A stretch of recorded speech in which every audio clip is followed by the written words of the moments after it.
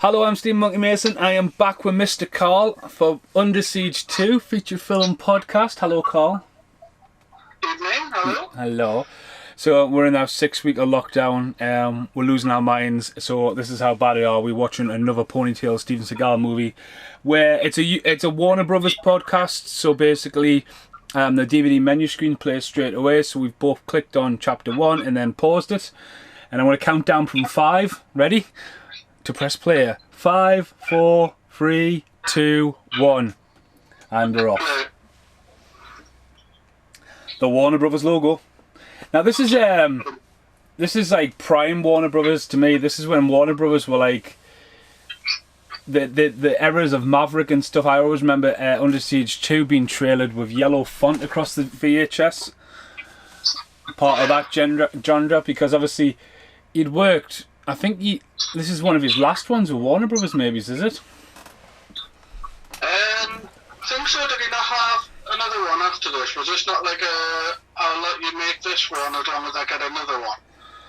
I don't know. Executive decision was around this time when he got blown out the airplane and killed off, like so.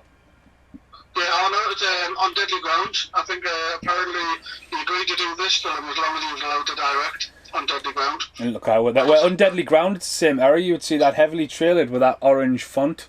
The Under Siege 2 changes from Dark Territory from VHS to film posters, and I think the idea of it straight away is right. Under Siege 2, Steven Seagal on a train, and we're like, all right, here we go. Yeah, but yeah, I noticed Captain Heigl in this. I totally forgot she was in this. It's got a pretty big cast as we go through it. Again, I never got to see this at the pictures because it comes packing in 18, and I don't think this is as violent as the first. I think this one's a bit more action adventure. It's not as grounded as the original. Yeah, definitely a bit more grittiness to the first one. This does seem like a kind of I don't want to say like generic, but like a kind of straightforward action film. Yeah, I've just seen the name Patrick Kilpatrick. I've just seen his name on something else recently, but I can't put my finger on it. I'll have to IMDb him. Because it's like the way we did the first one. It's like the space of the name pop up and you think, I've seen it before, and it's probably been like in nearly every action film. You just don't notice it. My biggest thing about this movie is I don't think the lead actor playing the bad guy is menacing. I mean, don't get us wrong, he's quite menacing as in he's got a weird look, but I think they could at least got a bit of a name for this. Well, I tried. As far as, I mean, after I watched the first one with you, it got us interested in seeing how much I remembered from the second one. So I remember reading a few little things about it. Apparently, Lawrence Fishburne, Gary Oldman, those were two names that popped up that they wanted for the Travis role, but they rejected it. So I'm guessing that obviously this guy was not exactly the top of the list. Oh God, I mean, I can't see him in anything else. I mean, Gary Busey, if you go back to IMDb, he was meant to be in it. Well, he didn't get paid for it, he didn't do a day's work. Yeah, well, here is Kurtwood Smith, who is in this one. He wasn't in the last one. Yeah. He's the same actor from the original, but he's grew a beard. On the left. That's the one you want about. I remember now, because you kept on saying you were sure he was in this. Aye.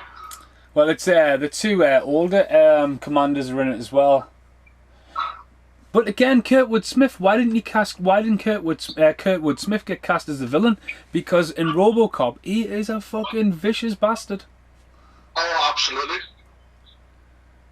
Definitely. Oh, he could have easily done this role. Absolutely. So he could have been switched over, I think.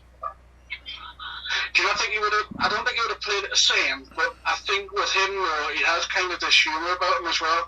And I feel like, do you not think that may have been a little bit too close to what Tommy Lee Jones did? Possibly, yeah. But a little bit funny at the same time. So like, you kind of want to try and maybe stay away from that. This right here, this idea of this technology with this camera, I mean, we're living in this era now. Yeah. This is reaching for then, but now it's Google Earth, do you know what I mean? Well, that's it. We've all done this, haven't we? What, fucking just... I like going on Google Earth and going to places you hear about in films and just looking around and go, fucking hell.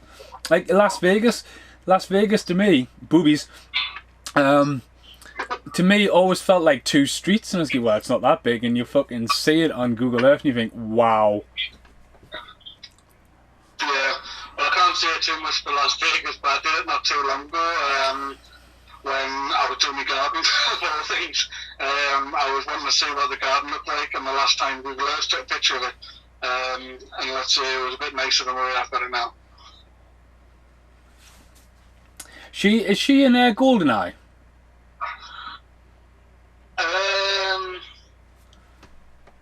She looks like she's from. Looks familiar, but then she's also got that look as well. Like this could easily be like, you know, Squidgy Eye, this could be GoldenEye. You know, it's like you got the suits and the grey hallways and stuff. He's about to sex pester but be denied. Yeah. Going back what you were saying before, you know, apparently Gary Busey's payment actually came out of Seagal's pocket, apparently, as far as his producer's payment goes. It just makes no. I mean, he's definitely dead in the first one. I think it only came up because I remember reading there was a bloke, and I'm going to forget his name now, but there was a bloke that wanted to get on board, but it was because he really wanted to work with Gary Busey. But then when I told him, I said, well, there's not really much way he can come back. And apparently that was like a deal breaker. Apparently he walked off. He didn't want to do the film because of that. I mean, big name. John Peters, that's the one.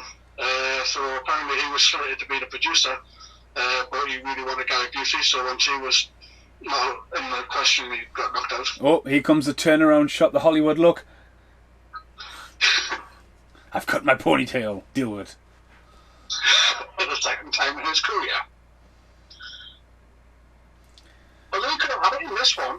Like, literally the only reason I could have done the first one because it wouldn't have been like maybe regulated, so I don't know why we couldn't have just kept it. I mean, I just remember like seeing it like I can't wait for this to come out, and like I had so much love for the first one, and I mean it was just, I mean it is just a copy and paste. It does the whole Die Hard thing, Yeah.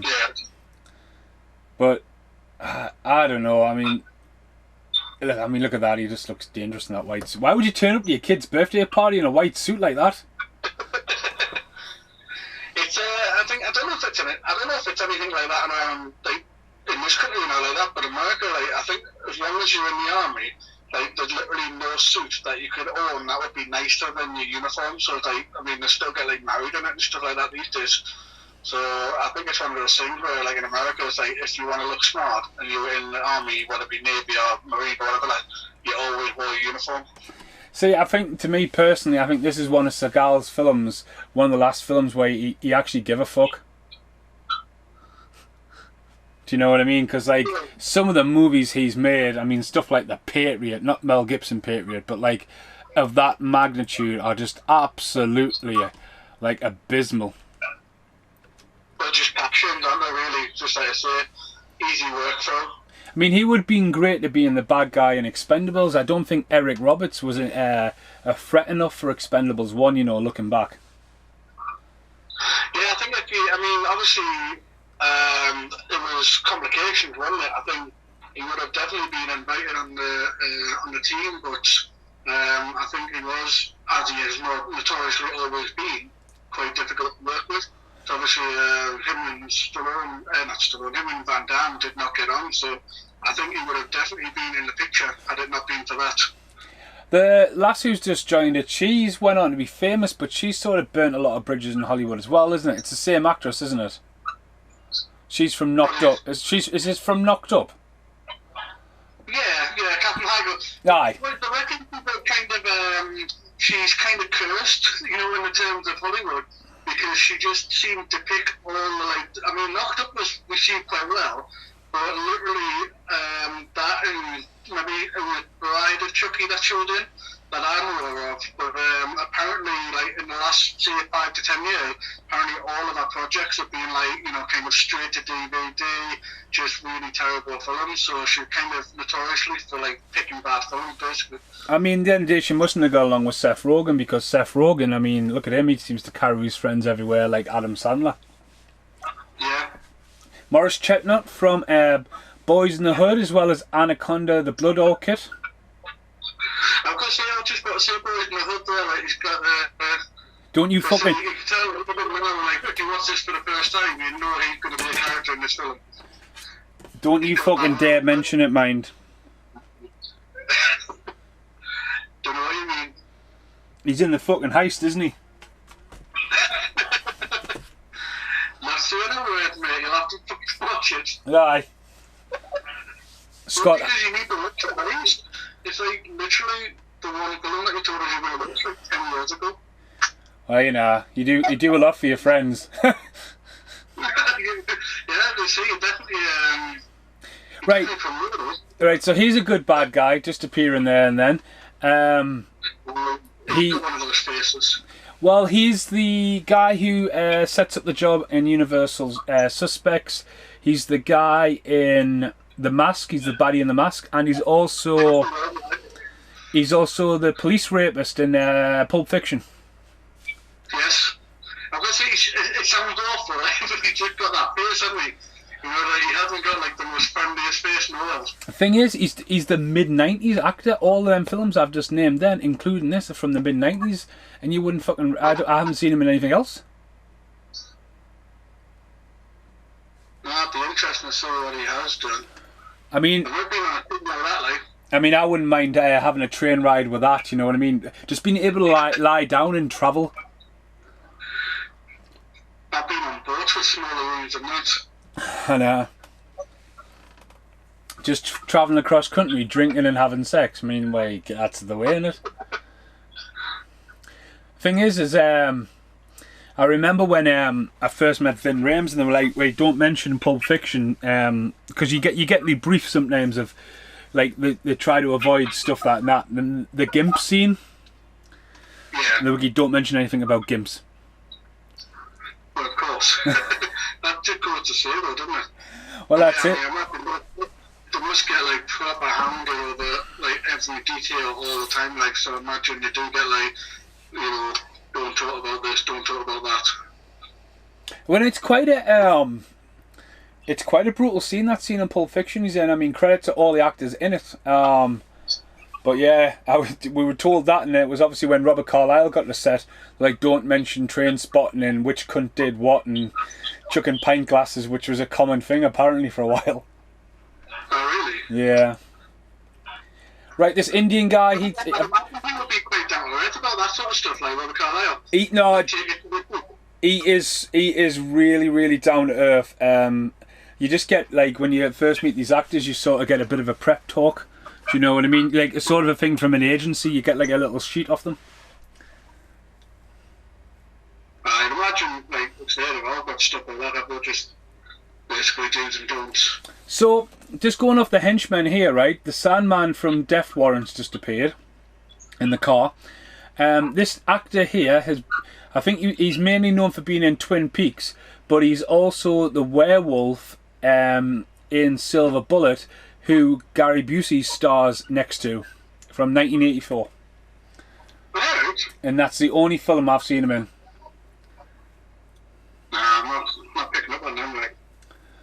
Aye, so I mean, again, when you have the lead actor who's playing the villain, almost unrecognisable till he's free. I think 3 of the henchmen are recognisable. Yeah, because obviously none of the ones who were on screen before, I recognise they're like, but.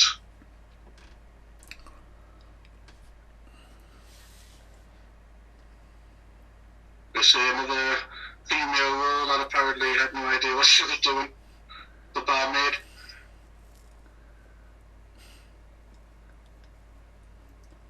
Turn off your Walkman, I want to talk to you.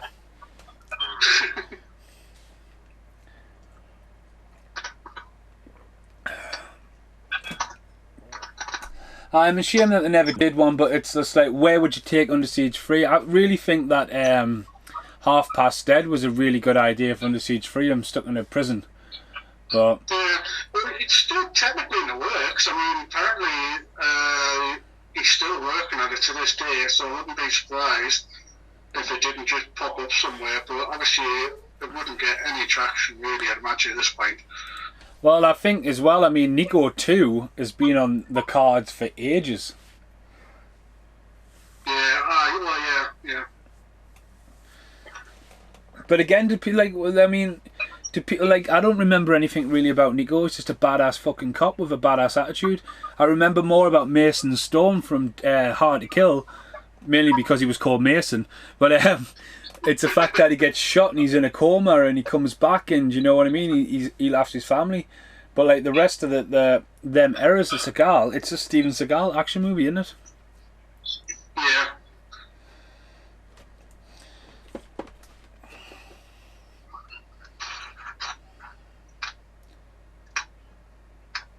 Nico. Nico was actually in this box set I've got, actually. I'm struggling to remember most of it, isn't it? What, his old films? That one, Nico, was, Oh, the first one, I think it's more of a, he's just a badass fucking cop taking down the drug. It's all about drugs, I think. yeah. No, but it's, I think when it comes to 90s stuff, my brain just gets a little bit fried with, like, what I watched and what I didn't. I did like the fact there that they haven't dragged that storyline out between him and her, and she just went, look, I'm sorry, I promised I'll give you a hard time. And then it's done. It's not like it's going to be all the way through the film before she forgives him kind of thing. Yeah. I've got to say, the pace so far has done, like, they've done that well. You know, it's not like kind of, it feels very much like the first Under Siege. You know, you can say where it's like jumping from scene to scene, like laying it all up and planning it out, but it seems well placed. Oh yeah, I mean it's definitely fast tracked. I mean I watched Van Damme's The Real the other day for Me Good, the Bad and the What the Fuck series. Just so happens to take place on like the train in like at night. So you know got people shaking the train. And there's a bit, man, when Van Damme jumps on a motorbike, does a wheelie, jumps to the side, shoots some guy, jumps onto another train, keeps on shooting him, jumps back on the train. I'm like, what have I just witnessed? They did use some pretty decent technology for this, didn't they? Like everything was pretty much in studio. Like all the windows being very much just kind of. What poor man's process, aye. I mean, it's a Warner Brothers movie. They've actually put a lot of money behind this movie. You can tell there, because like, if they did it now, they would probably do it in Europe or something like that. But you can tell that's like, I mean, that's there obviously blue screen and all that. But the outside shots. Yeah, I would say it's definitely look like they put a bit of effort in, right? That's one thing. I mean, don't get us wrong. We have a lot of trains over here, but like our trains are nowhere like this. It's like sit there, like, you know what I mean. Like people just sitting in anyone's seats. It's almost like the Wild West when you get on a train. I'm gonna say you're shoulder to shoulder on the floor, basically.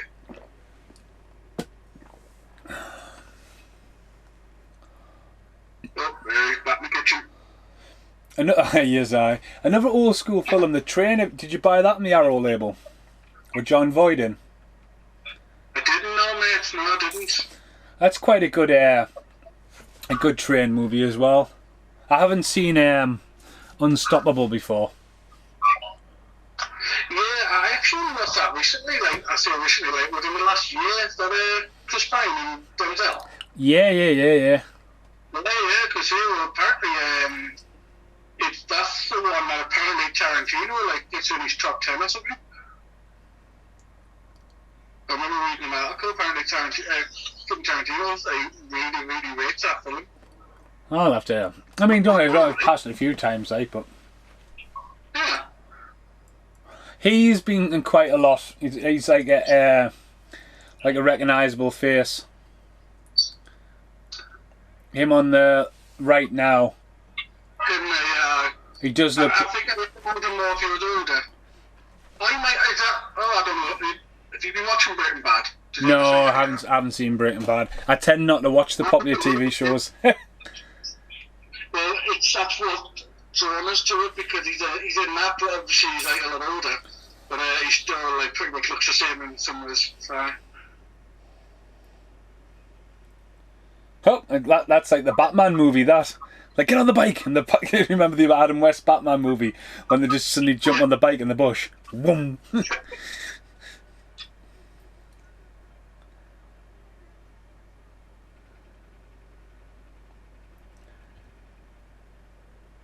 Oh, he becomes a train driver. So have you never seen Silver Bullet? No, to be honest with you, mate, it's very, I don't know, I'll have to sit and watch it again, because to be honest with you, it's one of those films where I feel like I should have, but I've literally got no memory of it. It's like some of the 90s films sometimes get me like that. Oh, I'm watching it, I think for the first time, but then I'm watching it and I'm sitting there going, look, I remember this, yep, this totally coming back to me. So it's a weird one, man. Oh, it's an old one. I think it's 84, 85 released, Silver Bullet. I love it.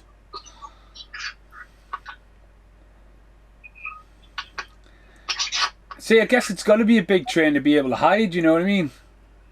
Check the luggage. So hit this guy right now, he's the Sandman in Death Warrant. Right. Can't kill me, Burke. I'm the Sandman.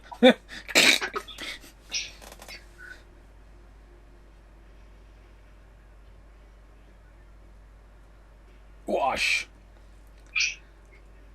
Yep, kick him in the nuts. Oh. That is fucking lethal, that. Double fucking shoulder throat chop. Have that. Well, let's go back to what I was saying in the first one. I think this is one of the things Seagal had going for him, is the fact that he knows a lot of this stuff, so he didn't have to do too much, and what he does is really quite effective.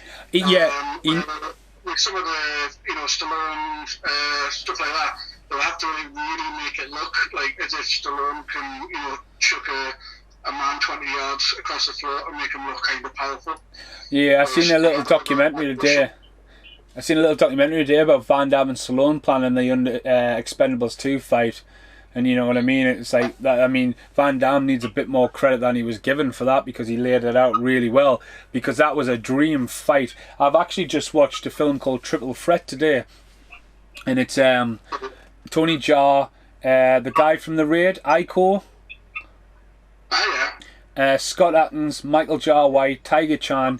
And like, there's not much story going on. It's a bit like The Predator at the start. They come in, they fucking take out this village, and then they release Scott Atkins, who's playing the bad guy. And by the end of the movie, you get these massive like fight offs, and it's just fucking class. Some of the fighting in it, and people like know their own kind of style of fighting. You know what I mean? But sort of stuff like when you see a Razor and you see Arnold Schwarzenegger doing a roundhouse kick, you just don't believe it. No, exactly. The fridge opens up, he does a roundhouse kick the size of his head, and you think, no, like Schwarzenegger, big powerful blows, Stallone can get in there, Seagal, very close combat, Van Damme, split kicks, and that's like different styles of fighting. Yeah, I think Stallone kind of, even if he's lacking, I think he should get credit for the fact that I think he's aware of it. It was like the other night when I was watching Bullet to the Head, it's like you're watching like that film, and especially the end fight with the axes with Jason Momoa. You can tell he's put so much thought into how that's going to play out. Like realistically, if you've got someone like who are quite young and athletic like Momoa, facing off against Stallone, who was obviously a little bit more weathered. And I always feel like that was the same with a lot of Stallone's fight team. I feel like he puts a lot of effort into making sure that it's not so over the top, but it really makes it effective. Aye, Stallone's great. If you can get a film and Stallone's done the comedy on it, any way or form, it's worth listening to it, because he's very, very great. I mean, when he does it with Rennie Howard on Cliffhanger, it's weird because they're not in the same room when the comedy's being done. Oh, really? Nah, it's a bit chopped and spliced. Well, the funniest comedy I've ever heard is Deep Blue Sea. He's okay. Because Rennie Housen's doing it with Samuel L. Jackson, and when Samuel L. Jackson gets killed in the film, he gets up and leaves the commentary, and Rennie doesn't know where he's going, and he never comes back. He thinks now he's done. Well, that's it. He was just like, well, I'm not in the rest of the movie. I mean, I wasn't there. What do you want from us? And just leave. He goes to play golf. You know what, you don't know someone, but then you sit there and go, that's a total Sam Jackson thing to do. Honestly, that is anyone listening. I mean, I've done the podcast for Deep Blue Sea, but like again with just Rennie Housen, he's really like, for someone who's got like a very thick foreign accent, he's really good at commentaries. Like, but again, looking at the extra features for this, there's none. The only extra features on this are the trailers for all Seagal's movies. Warner Brothers. I don't think I've ever looked at the trailers on this, to be honest with you. The extras, so. It's got none. It's only got the trailers. Yeah. That's still a modern day thing, this day and age, man. Like, it's just not even necessary. Obviously not received my copy yet, but I've talking to me about Star Wars, you know, Rise of Skywalker, you know, the technology, the work, the fact that it's Star Wars, it's Disney and stuff like that, and there's literally like four bits of like special features on it. Yeah. It's just ridiculous. Like, where's all the content? Well, all the stuff now, it just doesn't exist, or it becomes like anniversary special edition never before seen. Yeah. I don't remember this scene. Oh, I do. I just remember having a solder iron in school and going, "I'm going to burn your eye out."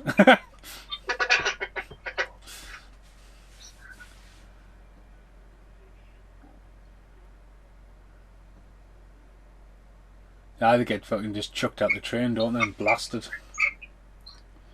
A bit of coincidence, though, the two people who have the codes are actually fucking in and would be on a train.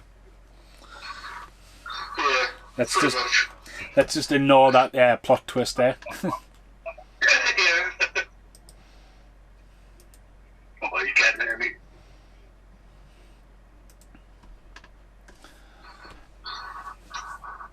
She should have just let him do it.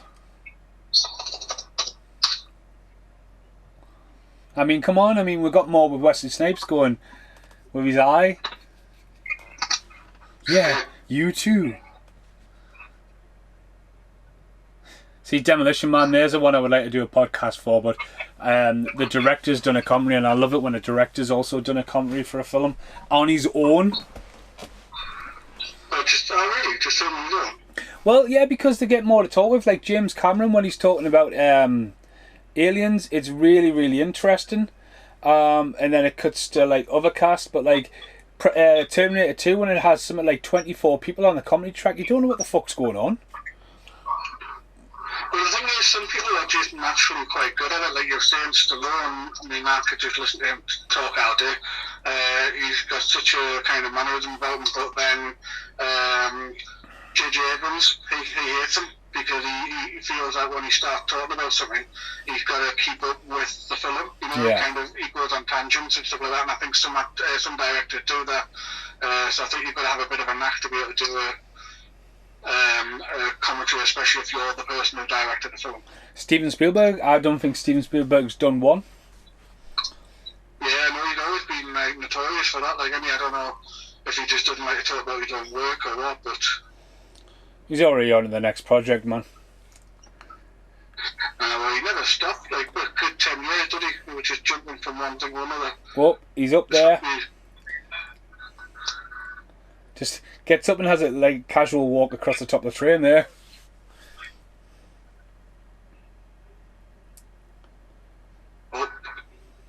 But this is peak VHS rental for me. This is like the heyday for VHS. Well, going back to what I said about like picking films based on the VHS covers, and this one definitely is up there. Especially if you've already seen the first one, you're familiar with the character, and then you just see him like hanging off the side of a train. It's just like, it's a no-brainer. Yeah.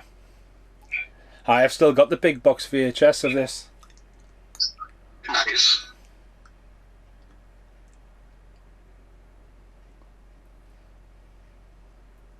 I got a quad poster of Under Siege 1 from London, Manchester, for £1. I mean, it's fucking looks like rats have been chewing on it, like, but it was someone I was going to preserve. But yeah, can't go wrong for a quid. Nah, I was say it's stuff like that. Like it's either somebody's kept it really nice, or it's been in someone's like loft space for like, God knows how long. Well, I dropped £12 the other day when I did my podcast for Striking Distance, and actually bought the quad poster for Striking Distance. I was like, for fuck's sake, man, I've got loads of quad posters now and nowhere to put them because they're huge. Yeah, I've seen your room. I don't know. I mean, it's just a good job you got a house now, like, because it's just you can't get much more in that bloody in that room of yours. Well, I was lying in bed the other day and I was going, the ceiling's pretty bare. That's a pretty oof. Oh, bit CGI screen there. That's proper blue screen Seagal. That's definitely not Seagal. Look at that, man. The world on a gold disc. Okay, so we've transferred from floppy disk to the amazing CD now, haven't we?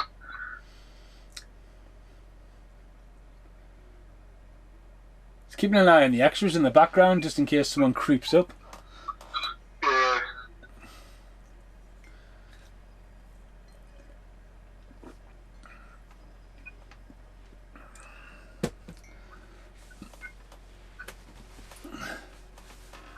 Even the hair, man. I mean, that was a thing at the mid-90s as well. I mean, I know he's gone grey and shorted down, but it's sort of that, like, it's the era of Willis going blonde and stuff like that. Yeah. That's definitely not Steven Seagal. Yeah, they're the best ones when you see people running from behind or, clearly hiding their face, and it's just like, yep, that's definitely not that person.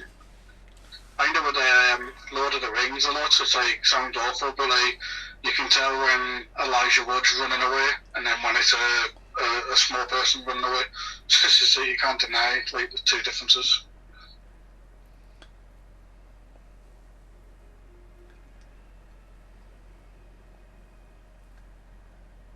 I mean, another film, Money Train. I really like Money Train, but it's only like a carriage. You know what it is? I honestly don't think I've seen that one. Oh, it's great. It's a Christmas movie.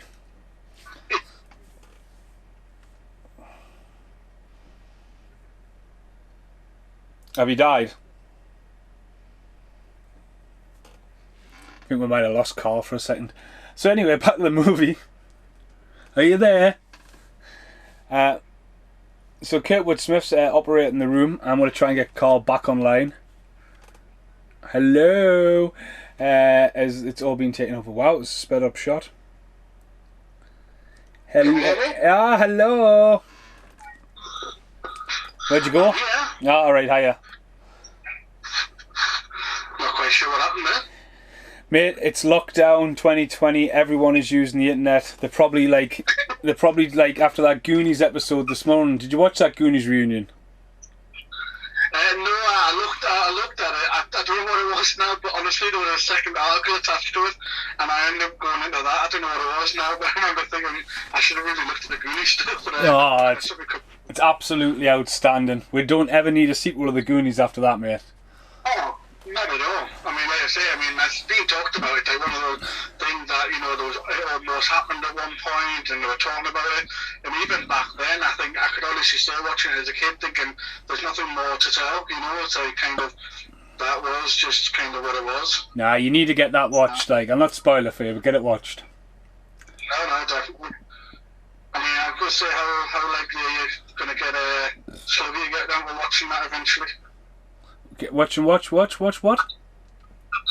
How often do you think you're going to attempt to get Sluggy to watch Goonies? Oh, honestly, I sent him a voice message this morning going, you got to check out that Goonies reunion video, and I went, oh, hang on, there's no fucking point. You haven't seen the fucking Goonies. And then I just hung up on the message, and I just got back a laughing face and a middle finger. Yeah, it's pretty much it, bro. Now, I know he was in Die Hard, but you know who I would have been really expecting to see in this, and even probably the first one? Al Leong. Aye. He popped up in so many things, and I thought, why on earth I had seen that popped up in one of these films? Well, Ali Long's always in a lot of sort of maybes he doesn't work for Warner Brothers then. Yeah. Because there's Ali Long. There's Ali Long, and there's a Mexican guy who's in he's in Universal Soldier. He's in Nowhere to Run. He's in loads. He's in Speed. He's just always that say extra guy. I'll tell you another film. This reminds me of Switchback. Have you ever seen that? Switchback. What's the description? Danny Glover, serial killer. Dennis Quaid trying to hunt him down. They're on a train, and Jared Leto's in it in a really young role. Yeah, no, that definitely sounds familiar.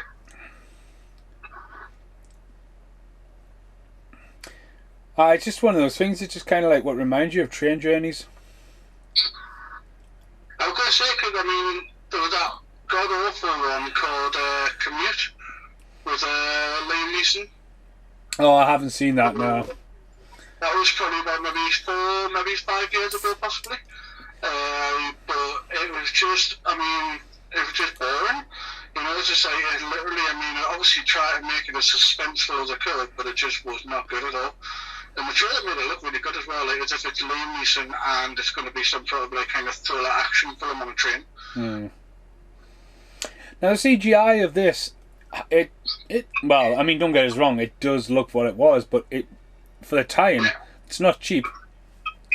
I mean, you didn't look at it like that though, did you? You didn't look at it and go, oh, that's clearly no satellite. You know, like back in them days, you know, you just kind of, it is what it is. I mean, I still think like watching now, it's not god awful. I mean, I've seen a lot worse CGI. I mean, was Peter Weller? He could have been a good cast for the villain. Yeah, he would have been ideal. I wouldn't have cast Kurtwood Smith then. I love that. Just I mean, don't get us wrong, right? You might want to rewind that, but that looks like a little bit from GoldenEye just dissolved in, because no matter what, that was not part of this original film. That is from something else. No, I think I remember the set that done a lot of reusing shots from other films. I think it may have been one of his, one of Seagal's films. Oh, it probably is. It's probably from On Deadly Ground. That's probably that sounds familiar now when you say that. So probably On Deadly Ground, but I just I mean, it did a lot like that. Though, didn't it? So we're talking about that in the first one when I did the George Bush Memorial Service, and that was just like a lot of chopping up and the footage save money.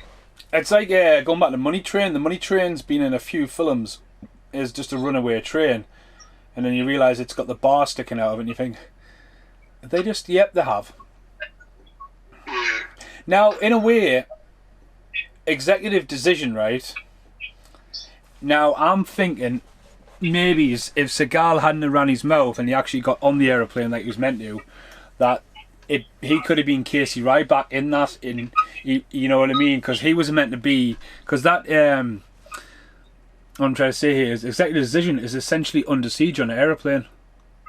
Yeah. Well, I like kind of.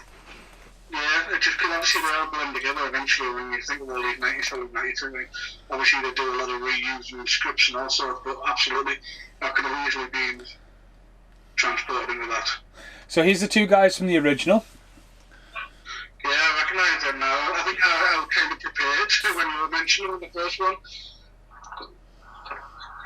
And of course, Ryback's on the boat. Not the boat, the train. So, you know, deja vu.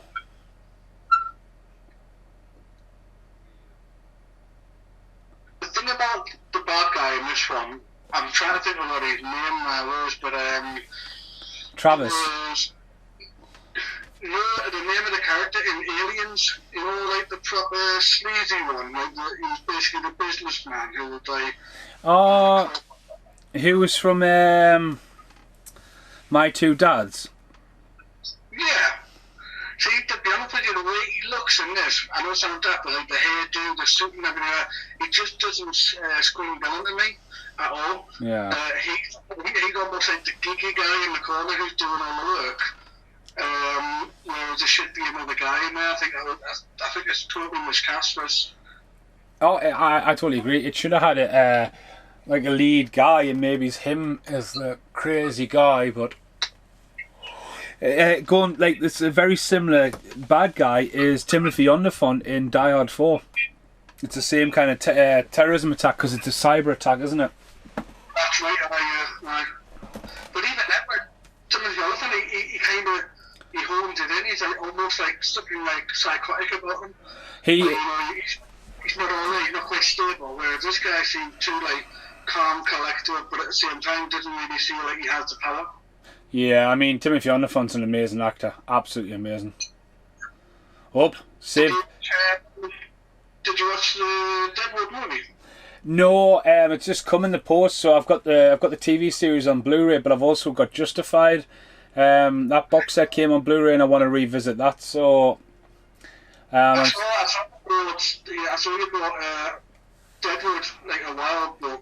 I wasn't sure if you were like buying it to rewatch or whether you watched it originally, but I was quite pleasantly surprised by it. I'm still working my way through the X-Files, man. Yeah, you mentioned that. I'm halfway through season 7, so. That's another one, I only ever watched like, the odd episode on TV. I reckon if I watched it on my DVD now, it would be like, it'd probably like, not like make more sense, because that's not the X-Files for you. But it kind of would probably be a little bit more easy to follow. It's, oh god, dude, that guy in the background, him there talking, he's been in a few films.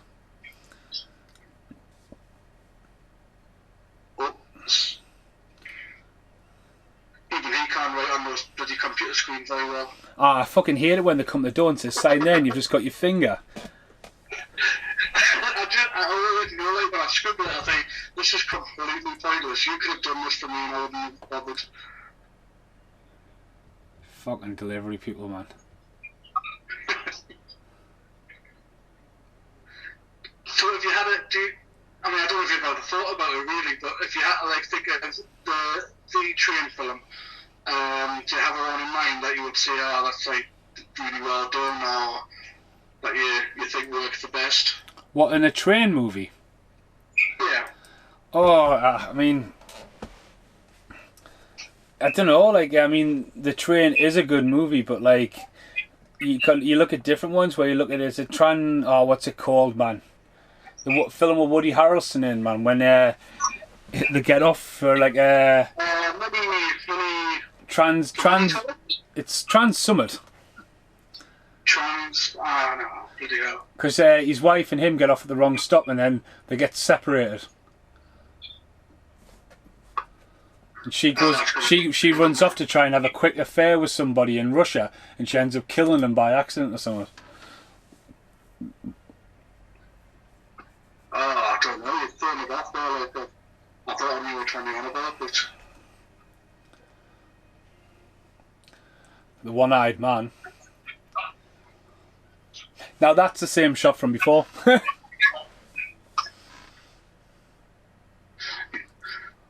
I could say that they used a couple of shots there, didn't they? Now when it comes to train movies, I think there's only like a handful, I think, that are all based on trains. For me, it's just such an unsung hero, and it's not what you'd expect either. It's Snowpiercer. Oh yeah, I've never seen that. I know it's just gone on Netflix, hasn't it? It is. Honestly, it's just one of those things where there's really very, very little you can complain about. It's just one of those things that like they went for what they wanted and it just worked really well. I also feel like a small movie as well, but there's some big names in it, but it just felt like a simple, small movie. Well, that's it. I mean, it's never got released over here, though, did it? Nah. Oh, Christ, man, I've typed in train movies into Google and I've got The Train, Road Train, Hell Well, I Train. did with the benefit, and the one I'm getting on the Woody Harrison one is that not Money Train with Wesley Snipes. Yeah, Money Train. Yeah, I enjoy Money Train, like, but it's more of a buddy comedy anyway. Yeah, I'll totally.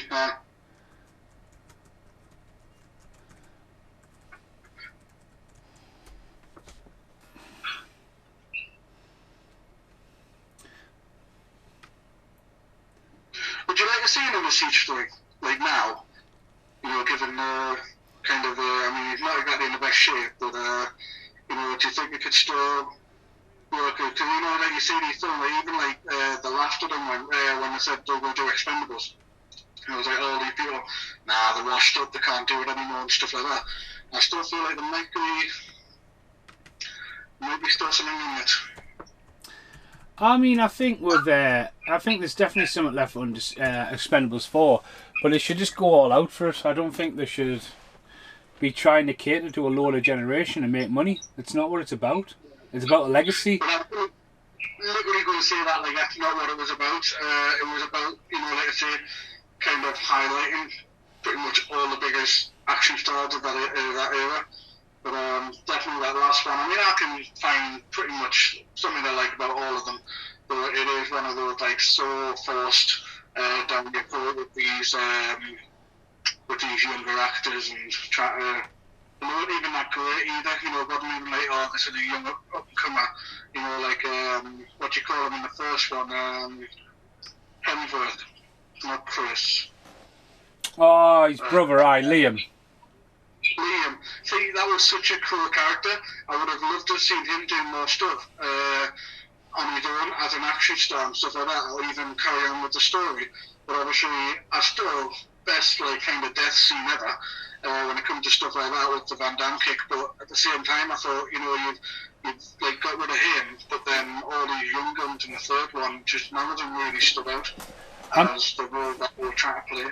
I mean, one of the things about the second Expendables as well, that Scott Adkins is his henchman, but Scott Adkins isn't billed anywhere up without, like, you know what I mean, Chuck Norris and all that. They get the names high billed.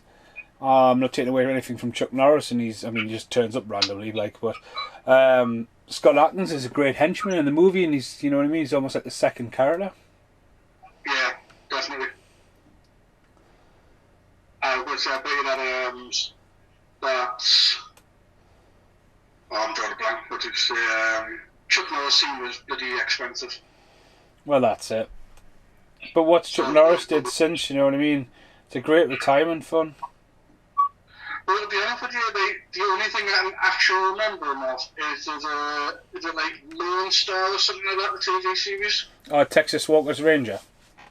Not even close to what I thought, but yeah, that's exactly the one. Was that and the Sidekick? But the only like two things that ever like kind of relate to him are like the really obvious cameo he had in Dodgeball.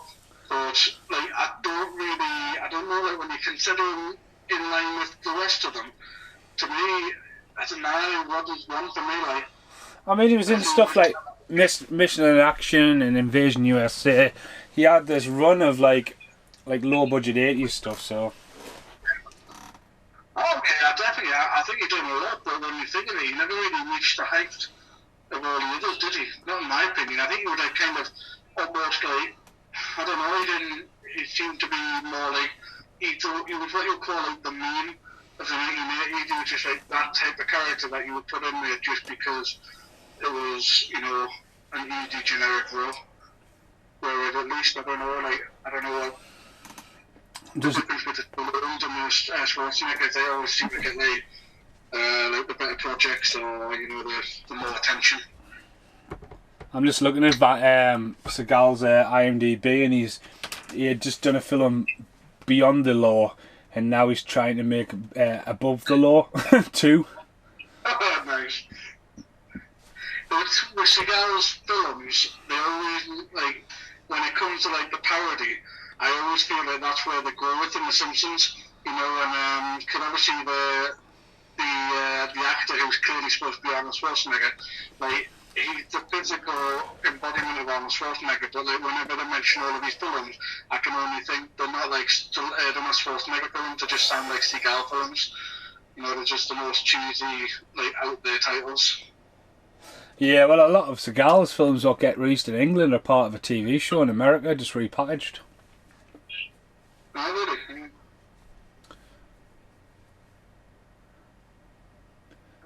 This guy's proper playing a seriously cold actor, like. A little fucking walkie-talkie. I like how he's actually got the train driver's cap on as well, like. Well, if you're going to take this acting thing serious. Well, the manual's out. Must have been a long day, and that shot his hair starting to pop out of the back.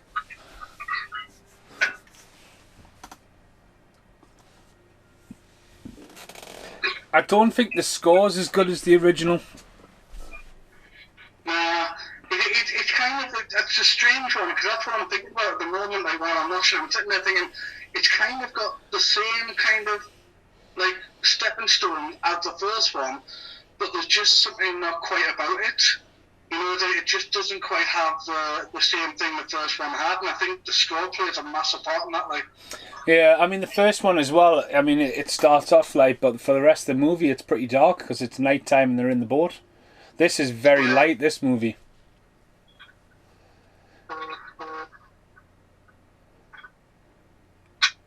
He's going to be hiding in the toilet. Oh, it's a one-eyed man. He's dead. I missed that bit. One of the podcasts I did the other day was Evil Beneath the Loch Ness in Cleveland. I was doing it in like the sheriff there with the sheriff. It's all set in America, but it's meant to be at the Loch Ness.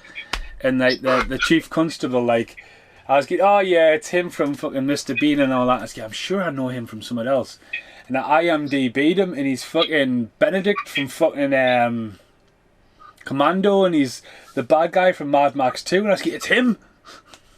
oh really? Aye. Oh, there you go. That's a one. Like, to me, right, if that stunt there, if you cut it on the first bounce, that would have been fine. But to see him bounce again, then sort of blow you up doll against it. Yeah.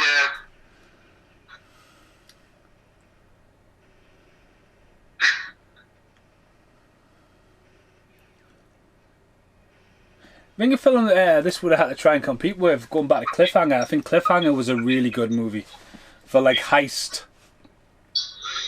Yeah, because to be honest with you, I remember like putting that on, and I remember like not even reading the synopsis.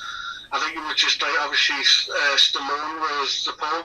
You know, like I just thought, oh, it's a Stallone film, it's probably going to be badass. But I was quite surprised, especially like when you see some of the actors in them as well. Because obviously you've got, I think it was the what you call him from Harry Henderson's. Oh, John Lithgow. John Lithgow, because I think that's probably one of the first times you see him play like quite a badass. Like, so it was like kind of I don't watch that film thinking about him like immediately, and I thought, oh, I'm sure I've seen him before, but you don't really recognise him because of the way he plays the role. Well, it's a good actor. The actor who's just called Leon, who's in Cool Runnings, plays one of the henchmen. And then you've got, like, I'm sure it's the same lass in that, who's the baddie in Die Hard with a Vengeance and stuff. Yeah.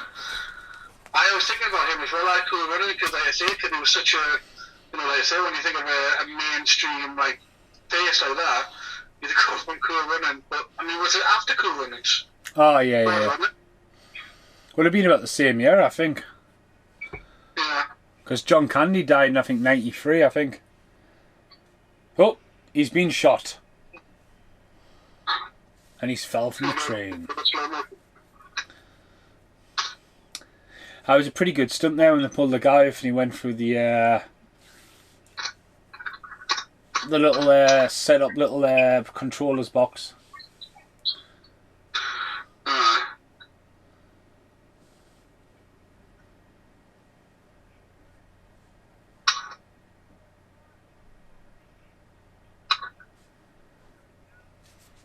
I just don't rate the main villain. Nah, he just like I say, even the guy next one there. He makes the villain better than him. But he just doesn't seem to hold any like prowess or. Really. I mean, them two, they're standing out there. Going back to him, he's the Sandman from Death Warrant. I mean, he's been in a lot of movies, but then you've got like the guy who would literally be in The Mask, which would be the biggest comedy of the year, and he's playing the bad guy in it. You know what I mean?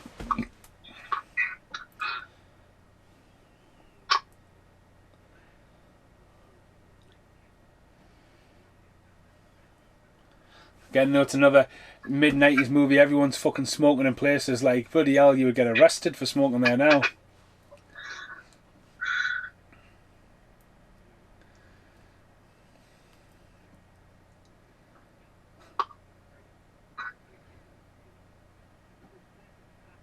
I'm really enjoying the X-Files, going back to that little tangent.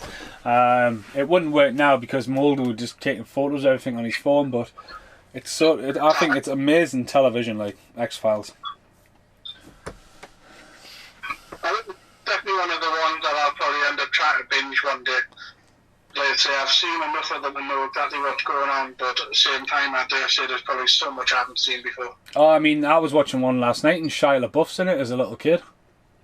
Oh, really? There you go, fax has been sent out. That's just, this is where the ball gets rolling now. That's when everyone gets involved. You've been shot.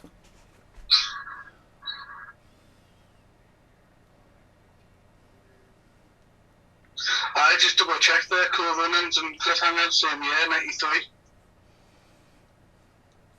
He was in a bit for climate change, wasn't he?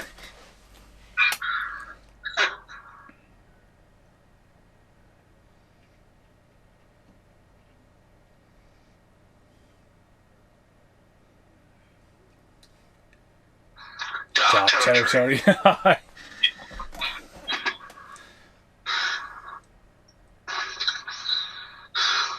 think that was changed to Europe, you know. I think it was originally just meant to be Under Siege 2. I think it was Europe that changed to. Hang on, I'll have a look because my VHS is handy. Hang on.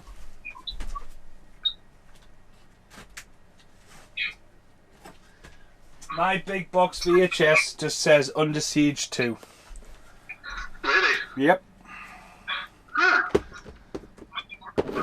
My Blu-ray.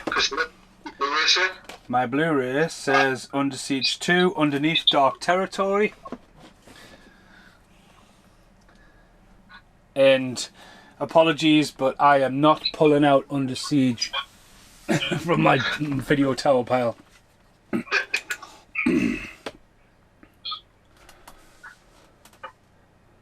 No, but you're right.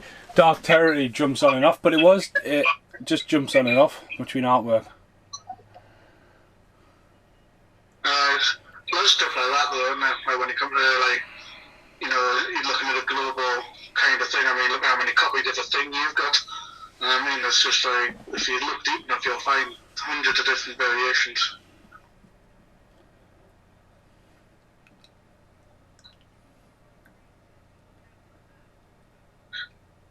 So the dude with the tash there looks familiar. He looks like him from Clerks, that's why. Who? The guy from Clerks. Oh, right, aye. Dante. Aye. Now, there's a good sequence on a train in Broken Arrow. Same year as this. That's where they do the hand-to-hand fight, isn't it? Yeah. Or quarters carriage, yeah. But it's actually it's a missile man, isn't it? The missile's in there. Aye, the missile, and he gets hit by the missile, aye.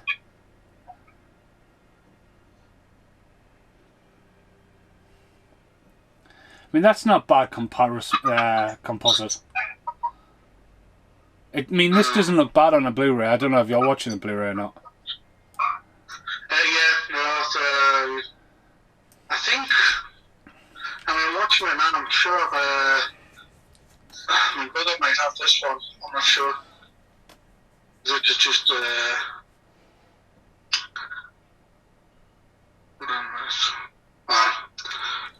They've got the facts.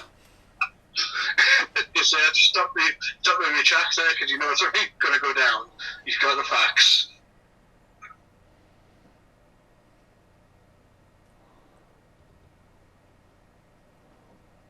See, he has not got the right shoes on and be running across the top of a fucking train.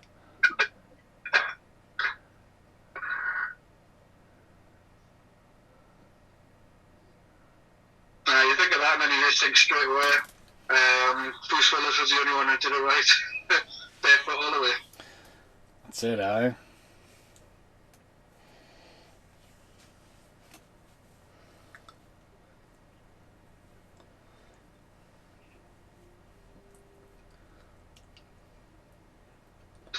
Don't know why, it just made us think though, like when we think about changing over, like especially when it's like more convenient, it always makes us think of Mission Impossible 2 when they do the infamous bike chase, and it literally is like it goes shot back and forward between like road tires and like proper chunky like off-road tires. It's just like it always like there's little stuff like that that always stands out for me. Like I don't know why. Oh, he's making a bomb again. It's going to go off at precisely the right time, is it? Last time. But does he use a microwave though? No, I think this one's just a Tom Cruise impression. Metal container, that's just not practical for microwaves.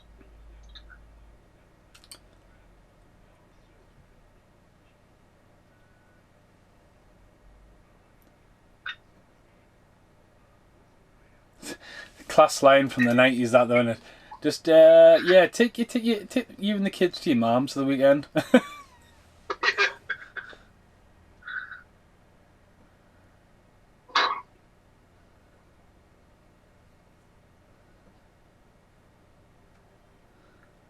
Gets clawed in the face soon, doesn't he?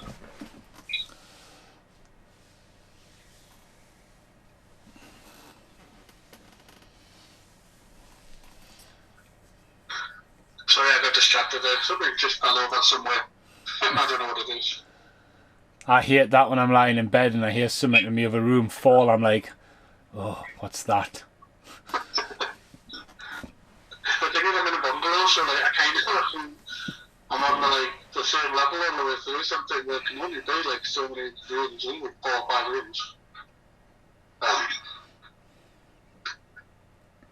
See, this always gets me. I don't wear necklaces anymore. I used to have this in New Zealand limestone. But in movies, when people get a hold of a necklace and they give it a good rip down, and you think, that was fucking knack. Yeah, like I said, they're very active in it. It's like proper hardcore, and it's like I'd proper wincing. You know, no one's ever like yanked down with it, like, oh, my neck. Yeah. I was taking like more than one go. It's like, damn it, try again.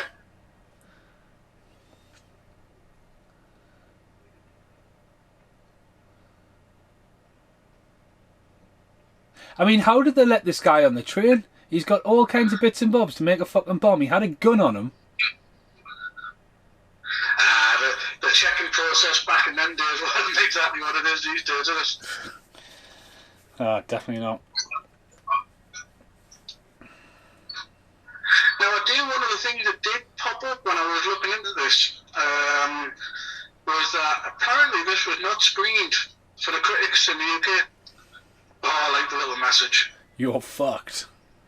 I mean, that's like a total unnecessary but badass thing to do. You know, all that setup. Oh, did you see how speeded up there he was? You can see what happened there because he's not run down the stairs fast enough. That's like from their rear window and they've just cranked him up.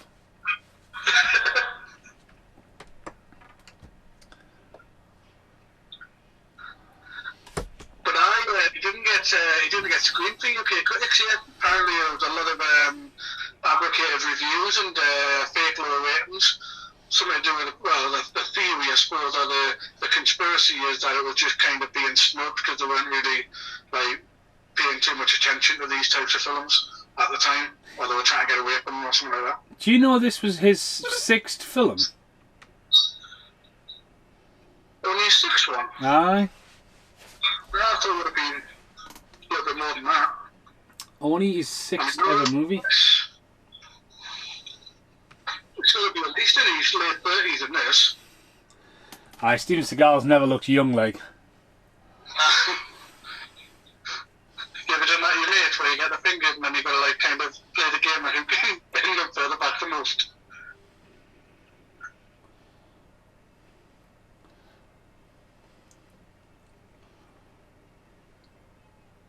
I seen reused footage from On Deadly Ground. I mean, it wouldn't be so bad, but unless you're having a Steven Seagal marathon and you watched On Deadly Ground, and this you'd be like, was that not in the last movie? Yeah, it kind of makes it stand out a bit more, doesn't it?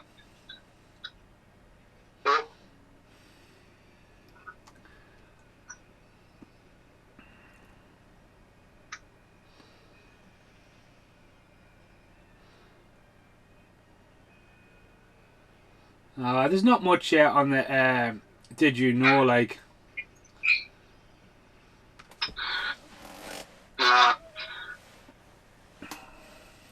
Oh, of course you had to go down the fucking cliff.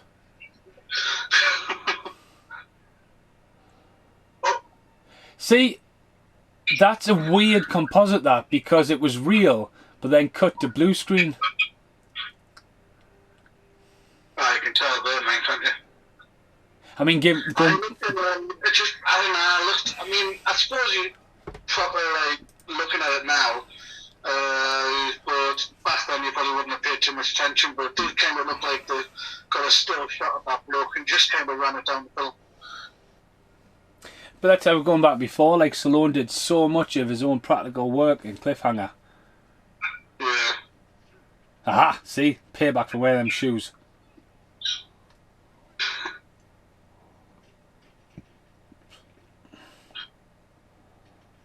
Of course, they would send someone down to kill him. Like, just leave him there. He's going to fall eventually. Yeah. I love it how he just drops the disc perfect.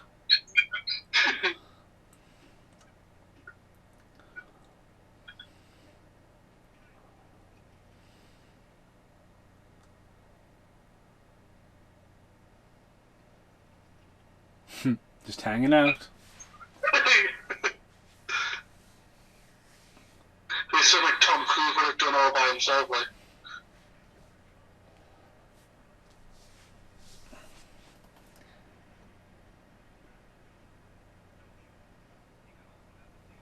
He's off. They're both off.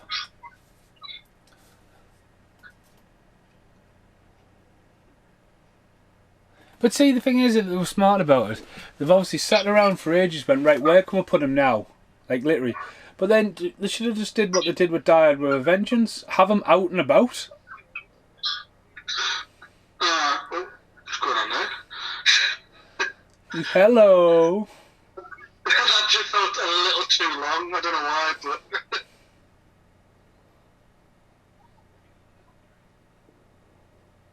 Of course, he would drop the disc perfectly. Of course he did.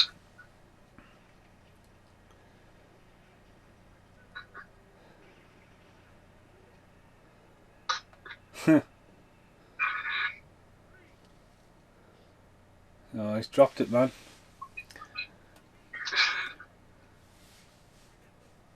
Had to be the fucking CD.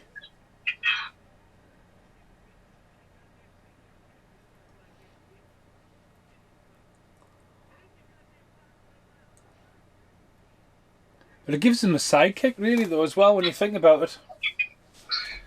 But he didn't drop the gun. No, no.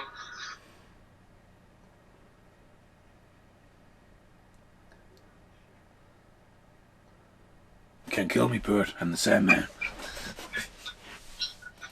I mean, that's got to be scratched the fuck now. That ain't working.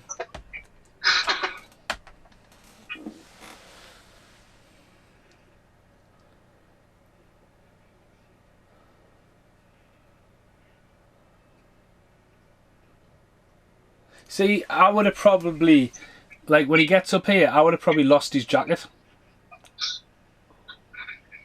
Yeah, because I mean, now that he's settled, he knows he knows he's in like a position. He would like, I don't know, adjust, wouldn't he? Oh, oh. A bit more suspenseful.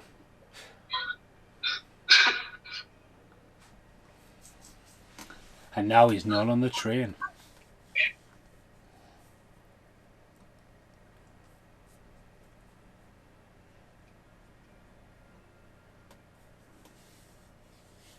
I don't know if you want to rewind that, like, but that right to the start when he puts the disc first in, that looks like the same shot, just reused. I would imagine that would be the case at this stage. Like I say, they've been chopping it to pieces, haven't they? So some different films and that. So. I love when Seagal looks angry. He always looks like he just smelt something rotten.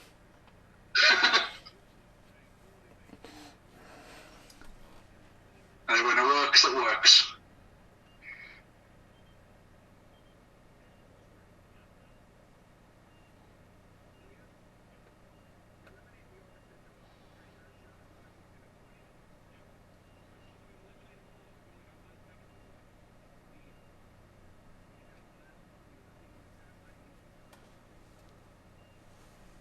It's all going down.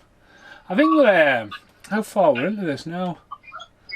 Yeah, we've only got like half an hour left. Steven Seagal running, man, every time. Well, I don't know if he stuck to it all the way through the film, but they were talking about apparently he was wearing like a girder thing. Oh yeah. He couldn't quite. Apparently, he wanted to get rid of his stomach, but he planned on doing it like properly. But there's rumours that apparently were for a good part of the film. Like. I love it how he just hijacked that car by opening it up and just there's two wires ready for him to just tap together. Yeah, I mean that's how we hotwire a car in the early 90s. Everyone can do it apparently.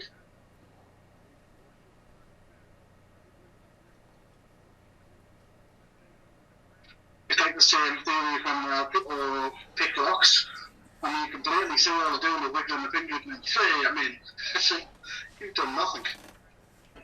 Just with all the little twists and turns. Although I will say something, man, going back a couple of years, one of my colleagues had went home with the tailgate ones, and we had an evening event, and I was like, nothing but getting the tail, all the money was in there, and this lass was honestly, she's fantastic. She's so like dry though, like she's such a straight-laced lass, and she's like, I'll try and get in with it while you going up for a spare key. And that's where I came back, and she was in with a bobby pin. You are that psycho. You could do that sort of thing. We've seen the white glare in his glasses there, man. The big boom lights would be looking at him.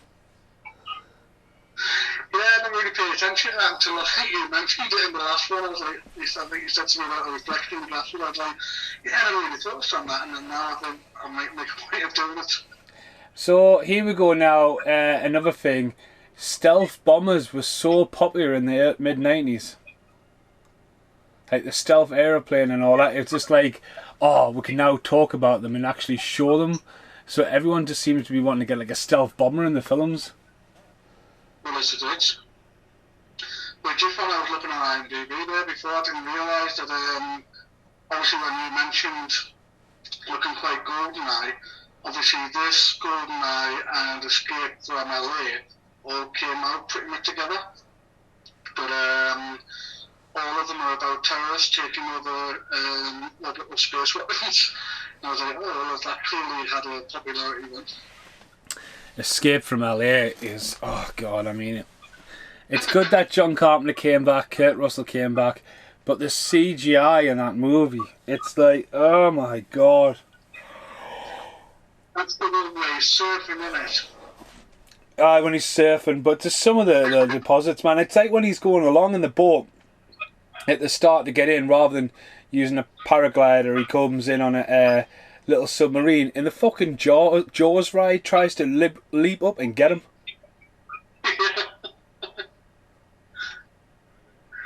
I think I'm quite forgiving with this one. I think it's almost like it probably shouldn't be as comical as it is, but it just, I don't know. I don't really think they took themselves that seriously, so I think that's how it panned out. It's nothing worse than like a bad film where someone's literally trying to make their masterpiece. Well, Ghost from Mars was originally meant to be the third one, but like obviously it was just quite damaging the second one. He's a fucking big stunt here, like, isn't it? I was going to say that's pretty well, like, short range. I mean, if he was aiming to hit the train, he completely missed. I mean, now, if you notice there, I'm pretty sure he did actually change his shoes when he was mid-air jumping. I'm pretty sure he was wearing trains there. I mean, I'm sure any professional stunt guy is going to get you not leaping on a train on them shoes. No.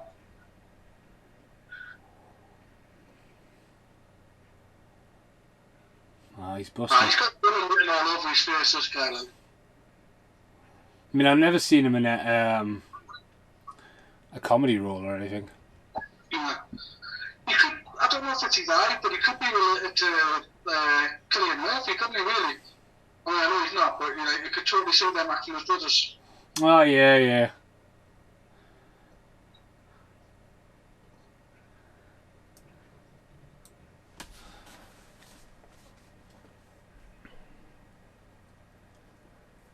He gets his enough role and stuff like that.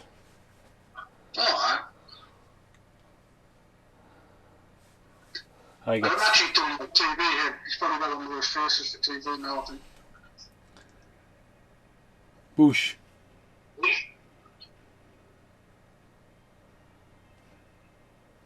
Oof. I can safely say that scene was probably cut.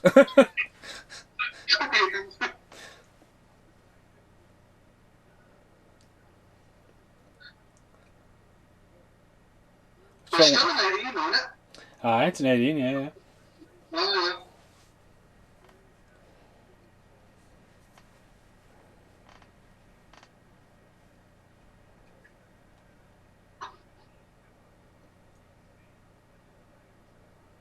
Yeah, we're going in the final act here. It's like all the cards are laid.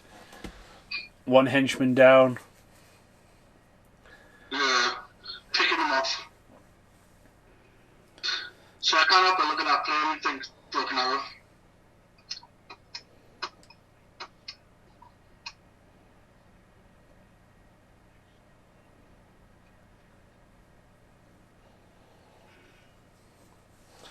The old, yeah, train track switch.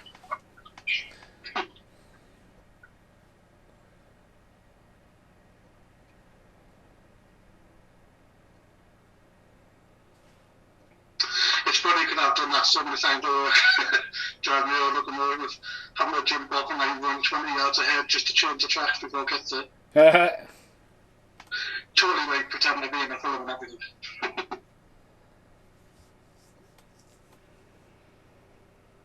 Kind of mental though that there is places like that in America, just abandoned old ghost towns. So the crazy one, I don't know where it is, but the crazy one, I think it's Alice in Wonderland. It was apparently only open for like a year, and then just completely failed, so just kind of abandoned. Apparently it's still there to this day, and it's just like literally like a horror scene. It's just like rotten, you know, Cheshire cats and stuff like that, and so like all sorts of like weird, because that was weird in itself in any way. But if you like add in like overgrown bushes and like half rotten away characters, apparently people still go there, like take photographs. Well, it's like the town What About Bob was filmed in, how that's now just a ghost town. Yeah. Well, you can't take bloody massive that place. You couldn't do that in this country, could you? Fuck no, as soon as a house is sold, it's flat packed and 6 built on one plot. Yeah.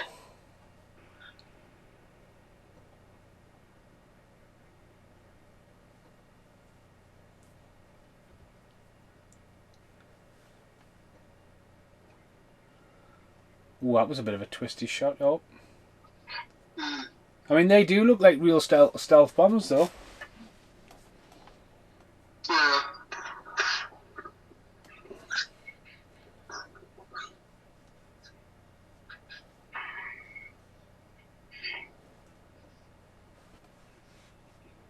Casey fucking Ryback. That's probably why it's an 18 though. The F bombs. Yeah. I was going to say, because it's not nearly as, like, messed up as the first one, is it? No, and the first one's a 15. Yeah. Uh-huh.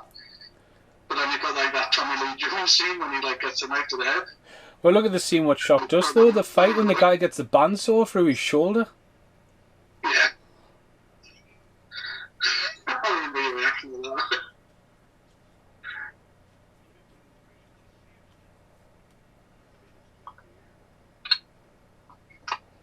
Oh, he's going to track us down.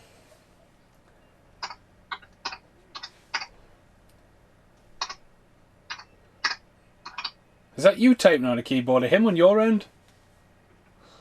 Hey, that's me, sorry. I thought I was doing it quietly. Fucking it's scary that. I could hear him typing. I shouldn't hear him type.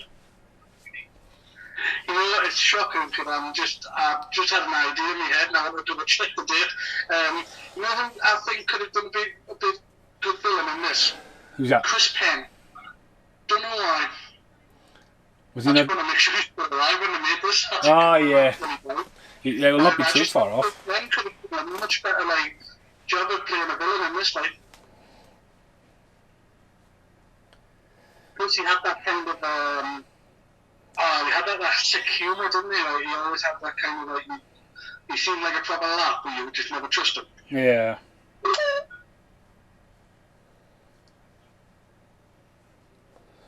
Just took out the stealth bomber. Eesh. Again, I think he the guy knifed in the neck just like the first one. Yeah, because that's pretty much it. That's it. Like, I mean, they acted that quite well there. You know, for like having been told you're going to get a knife to the neck and you're going to obviously die. You get so many people overacted, and I think he did quite a good job there, actually, funny enough. When I got killed in a film and I had a carrier bag put over my head, I thought I was generally going to fucking die because I couldn't breathe. They forgot to put the hole in the bag the first take. And how many takes was it? It was 3 takes finally, but like the first take, you know, you get yanked back with this plastic bag on your head, and instantly the bag hits your mouth. Because that's right, he didn't stick with the first one. Totally realistic.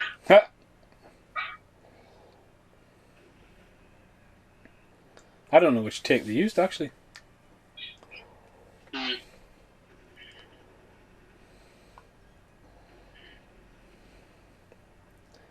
That's the Indian guy dead.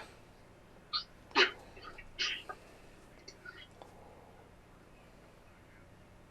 They really went for that shot, didn't they? Oosh. Nice model shot that.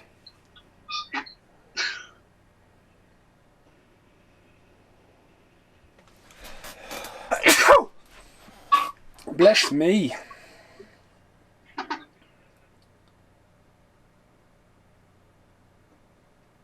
Oh.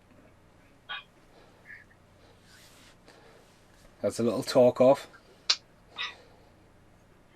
I know you, don't I?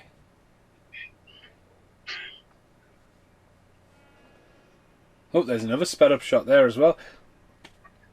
I see it's like J.J. Abrams with his lens flares. Just feels like once he got it, he just thought, oh, I like that. Let's keep using it. I think that's it now with modern films. Like, you can sit there and just paint the whole fucking film frame by frame. Now, there's an unexpected death. The Sandman gets killed, knife to the throat. Pretty brutal, but it saves Seagal taking him out. Yeah. Can't kill me, Bert, but you can. Obviously, it's not slightly well done, like, in terms of, like, very unpredictable.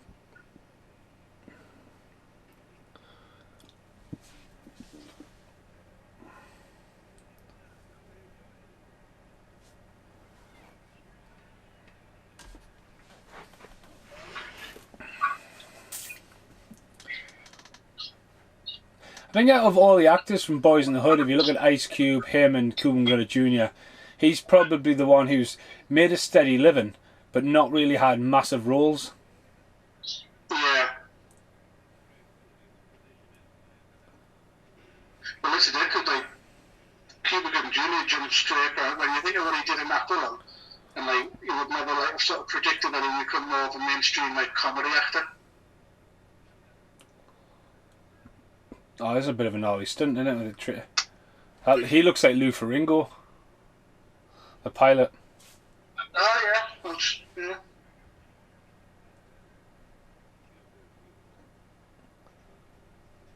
Now she looks like her who's in she's in Losers and stuff. Ah, fair enough. That's trying to get someone. Again, though, that like the 90s were given female strong villainous like henchman roles, which was pretty cool. Well, this is it. I mean, that's just kind of the what grind my gears kind of scenario when it comes to Hollywood now. Is that, you know, like she's not playing a female version of a henchman. She's playing a henchman who just happened to be female. I think the same with like Leslie Nielsen and all them characters are all like kind of, we are the character, but we just happen to be female. Whereas everything these days for me just seems to be like, oh, we're trying to create a male character but give it to a female role. It's just like, it's just uncomfortable. The payoff there as well, that he learnt the armbar and chucked her into a train. Yes. That was a quick learner. Booby trap. No. Oh, teddy bear's got it. I was going to say the teddy bear and make the return, didn't it?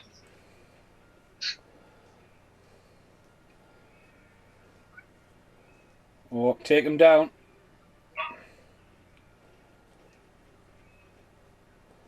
MMA style fighting that. I was just thinking UFC there. I was thinking, I like UFC before it was popular.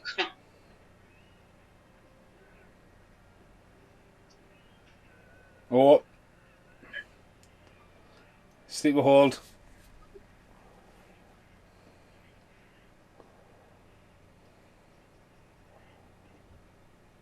And he's gone. If he tapped out, would he have stopped? I remember that. You know, they just say, oh, wait, mate, I give up. No, he's not going to stop, is he? He's not going to say, oh, right, okay, I'll trust you. That's it. It's all in the trust of actors, but that's normally why they get stunt guys to do it, so you have less problems. Yeah. It's like when you get henchmen and all that, like stunt guys, I mean, they don't have a speaking role and they just need to look villainous. You just cast the stunt people. Well, this is it. I mean, obviously, I think I may have mentioned it in the last, in the first podcast we did. That's one of the major reasons why John Wick is getting made and why I think it works so well. Is it's like it's literally written, directed, and acted by stuntmen. It's just like, this is showing you that it can look really cool done the right way. Just give it to the people who know how to do it. You know my friend JJ Perry, who's in with Scorpion in Mortal Kombat? Yeah. He's got a lot to do with John Wick. Really? Yeah, I'll just check that on IMDb. Because I was seeing what he was up to. And, That's going to be a messed up month. I mean, I don't think it's going to happen now because of the coronavirus thing. But, oh, Matrix and John Wick. When we were trying to get John Wick 4 and Matrix 4 released on the same month.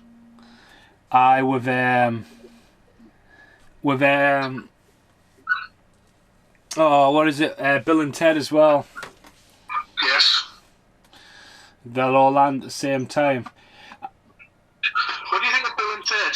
I mean, I'm in the position of let it lie where it was. I just don't know if they're going to be able to do what they need to do, even if it's just complete lick take. I still feel like it might just be a little too late.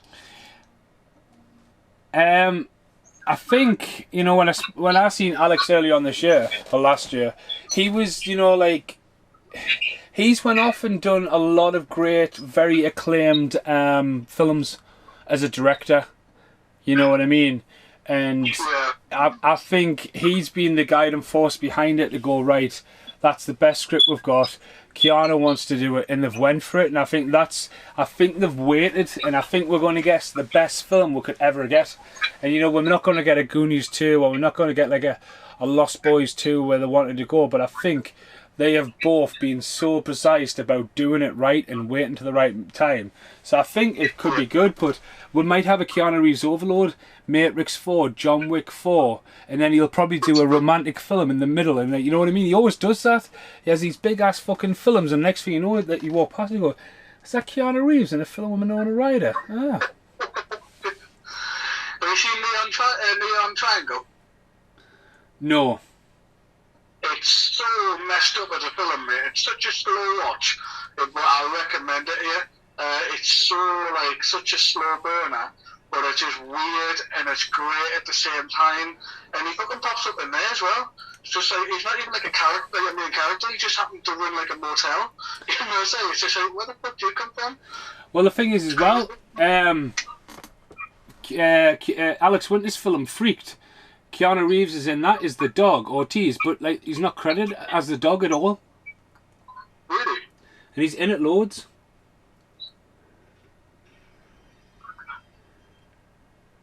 JJ worked on the first John Wick, and then he was the stunt coordinator on John Wick 2, but he wasn't on the third one. He's been working on Gemini Man, Bloodshot, and Fast and Furious 9. So you'd say not that I would downgrade John Wick, but if you consider it as kind of high-level production films, he's certainly been picked up, hasn't he? It's fucking mental when you scroll down his IMDb and then you end up with my film. You think, how the fuck did that happen? But no, he's an awesome guy. But again, you just got to go where the money is. You know what I mean? Especially when, if say for example, you come off a movie like John Wick and you've already committed to someone else, and then next thing you know, John Wick 3's greenlit. Yeah. So at least we get a pretty close combat hand fighting here with God, that looks sped up again though.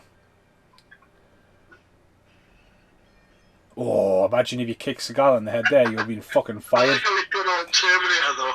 He's just you can maybe shoot me and nothing could change.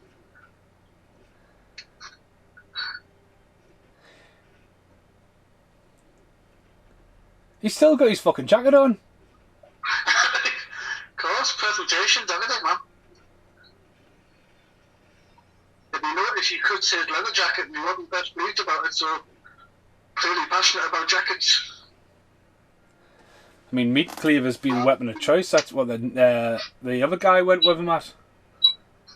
Yeah. Now this again though, going back to the Tommy Lee Jones fight in the first one, you were saying that they just made it look that way, and yeah, obviously they. Now the go-to thing in this is choking out. Yeah, he's just choked somebody else out again. Yeah, it's almost like they're not wanting to go because the last film literally had so many different imaginative deaths, and this seemed to be really There's that shot again. There's that shot again.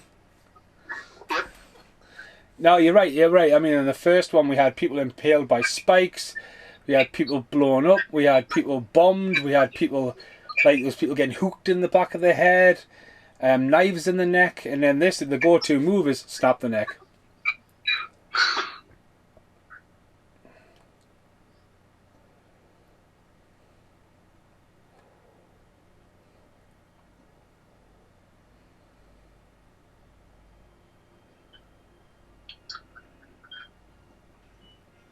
Here he comes, hit the music cue, gun waiting there, ready for him. Get out the way. Ye God, that went fucking far too quick, that.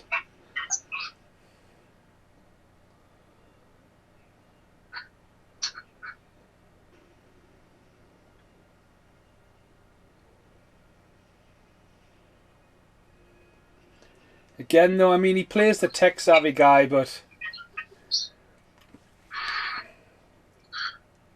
It just hadn't got the on-screen presence at all. I mean, anyway. The only person I can think, I mean, he would have been very busy at this time, James Spader. That's who he reminds me of the performance he's given. Yeah, I could see that. Not to find out what he was doing.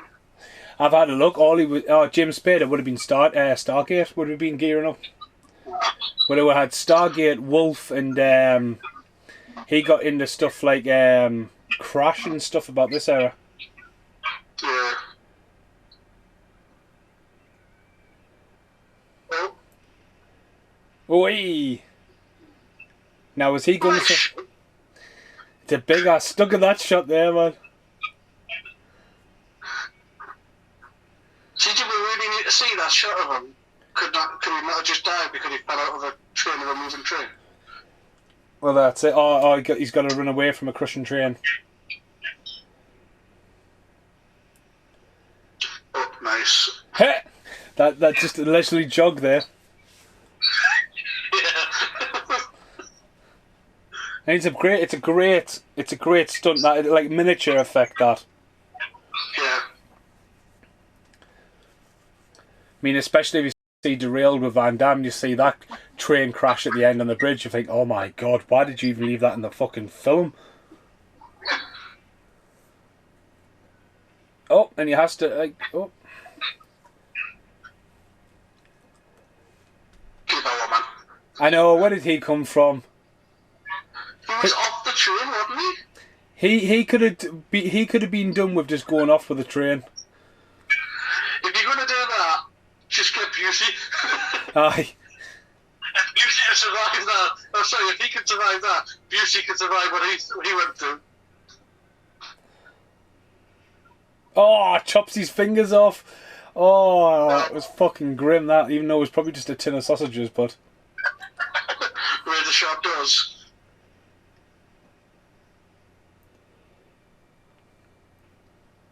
Ooh, that hasn't aged well, that.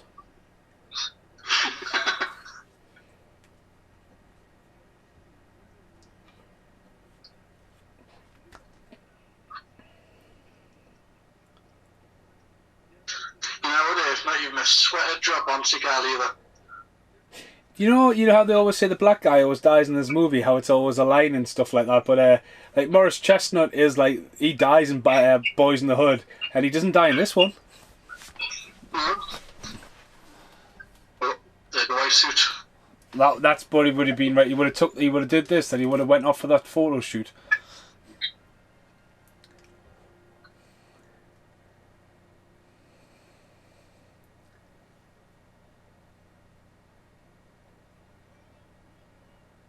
Who the fuck's singing? Or is that just the track? That's it. Again, it's got the very similar ending to the original movie. Yeah, it's got this, yeah. But it's essentially almost the same film, except the first one was just much better. Yeah. You can see why like, the first one was obviously received so well. This is just basically, point two, really, essentially the second version. It's like the bit that we didn't get, like, greenlit. I totally agree with it. Like, it was going to make money because Seagal was just hyped, and they've locked him in. They've let him do what he did with On Deadly Ground. I mean, On Deadly Ground was heavily advertised. Then this followed, and then he had Executive Decision, and that's sort of when he started to creep off. I mean, he did do stuff like Glimmer Man and stuff like that after, but like that's like, this is pretty much him at the peak. I would say this is him like at his peak of his career before, but it's only his sixth film, do you know what I mean? And he's made a lot of movies since. To be fair, he does what he needs to do, and I think it works well for him. Like I say, you can tell why he wants to have so much control, because it's very catered for him. But at the same time, it just you can totally see why, even though he's done so many more films after this, it's just like, I don't know, his career never quite got the same. I mean, I dare say even financially, probably still never got anywhere near the money that the rest of the gang were pretty much on. Well, that's it. You might have got a good paycheck for it, like so. 5 million tons of hijacked metal, $1 billion satellite weaponry, 2 American cities targeted for nuclear destruction. Only one hero stands in the way. Steven Seagal, Under Siege 2. I mean, 12.5 million on open weekend, like, so for what, 95? I mean, obviously a lot of people turned out, but I mean, when you look at it, it's like 104 million over like worldwide gross. It's 60 million budget with all the advertisements. Still haven't done fantastic, has it? No. And again, we're never probably going to get a third one as well, unfortunately. I mean, imagine if we never knew this and no one realised, but Gary Busey at the very end of the credits at Under Siege 1 was just floating in a life raft. I mean, did we miss that? I certainly didn't notice it. I might have seen a body. I don't know if I saw it Gary Busey. I might have seen a body floating around, but... Distributed by Warner Brothers, a Time Warner Entertainment company. And I don't know what the menu screen's going to do here. Unlike Tremors the other night, when Jesus Christ, I don't know how many times that wanted to restart and go. It's just gonna. It's doing something. Hang on. Red. Warning. International agreements. So I've been Stephen Monkey Mason. This has been the podcast for Under Siege 2. What we're going to do next? I don't know. I'll have to think about it. I feel like this is kind of the tone, kind of 80s action, but I don't know if you've got something in mind. I'm definitely game for doing another one. Like, we tossed a few ideas around. Tower Heist was there. The trailers are Fire Down Below, which was another Warner Brothers, Glimmer Man, which was after this as well, Hard to Kill, On Deadly Ground, Out for Justice, Under Siege, and Under Siege Dark Territory. So that's the extra features. But yeah, we'll have a think. I'm going to say I'm drawing a blank at the moment, but I mean, there's a ton of films that I would love to hear what you think, because I think there's a bunch of stuff that we've never really talked about, especially like the more obscure ones. I mean, I mentioned, I don't know how you felt about it, but I quite like the idea of something really daft like Drop Dead Fred. Oh yeah, I love Drop Dead Fred. It was just weird because, like in America, I don't think they had a clue who he was and why this film was even being made, but it was kind of like, it worked really well. Like, what do you call her, Phoebe Cates. Phoebe Cates died. But that was one of her last films. Sorry? That was one of her last films as well. Yeah, aye. She just disappeared. But no, there's a bunch of stuff out there like that. I'm definitely think of a few for it. Right, so we'll be back. Thanks for listening. Goodbye for now.